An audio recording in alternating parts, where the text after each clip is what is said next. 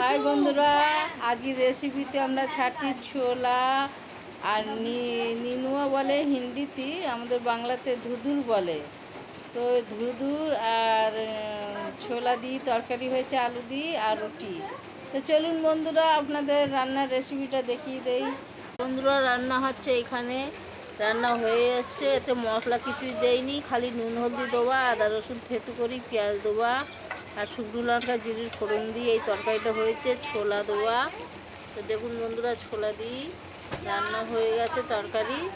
তো আপনাদের দেখিয়ে দিচ্ছি, দেখুন ছোলা দিয়ে তরকারিটা হয়েছে। তো আলু দিয়েছে, এটা ঝিঙির মতনই লাগে খেতে। বাংলাতে ধুধরুর বলে, হিন্দিতে নিনুয়া বলে, আর ঝিঙি টাইপের হয় রাঁধলি রান্না করলে। তো দেখুন বন্ধুরা, আমাদের তরকারি হয়ে এসছে। গ্যাসটা এবার অফ হয়ে যাবে। ভালো করে দেখিয়ে দিই।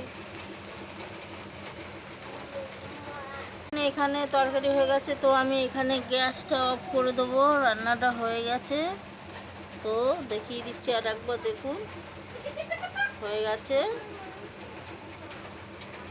কি হয়ে গেছে দেখুন। আমরা সব রুটি করে নিয়েছি। এই ধুতরুর তরকারি দিয়ে খাওয়া হবে, ছোলা আর আলু দিয়ে। তো আপনারা সাথে থাকুন।